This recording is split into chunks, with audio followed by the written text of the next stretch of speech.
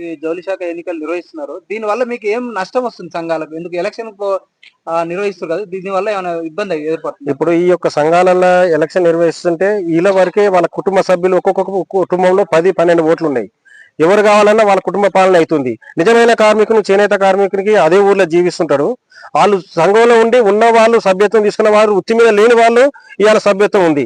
వాళ్ళు ఇప్పుడు వాళ్ళే డైరెక్టర్లు అయితే వాళ్ళే కమిటీ అవుతారు. నిజమైన కార్మికుడు వృత్తి మీద ఉండి జీవించడానికి ఎలాంటి న్యాయం లేదు. కాబట్టి మాకు కూడా నిజమైన కార్మికుడు వృత్తి మీద ఉన్న వానికి సంఘంలో సభ్యత్వం ఇచ్చి మమ్మల్ని కూడా దాంట్లో పార్టిసిపేషన్ చేసి మీ కార్యక్రమాలు పాల్గొనడానికి అసలు ఈ సభ్యతలో సేకరణ అనేది సభ్యతలో నిర్వహించే కార్యక్రమం ఎప్పుడెప్పుడు జరుగుతుంది?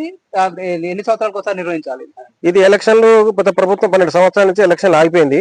మేము కూడా ఎంతో గతంలో కూడా దరఖాస్తులు ఇచ్చినాము సభ్యత్వం గురించి అయితే ఇది పాలకవర్గం వీళ్ళకి లేదు అధికారం. ఇప్పుడు ఉన్నది పర్సన్ ఇన్ఛార్జి. అయితే ఆయన ఆఫీస్ ద్వారా మన ఏడీ గారిని రిప్రజెంటేషన్ ఇద్దాం, దీని మీద ఏం చెప్తారు, దీని వల్ల ఏ విధంగా ముందుకు పోదామని ఆలోచనతోటి మేము వచ్చినాము. కలెక్టర్ గారికి ఒకటి ఇచ్చాము, ఇక్కడ ఇస్తే వీళ్ళు ఏమంటున్నారంటే మీరు ఇవ్వండి, మీ యొక్క దరఖాస్తు స్వీకరించి మీకు ఖచ్చితంగా మీకు న్యాయం చేస్తాం. ఈ యొక్క ఇప్పుడు ఉన్న పాలక వర్గానికి లేదు అవకాశం చేసేందుకు.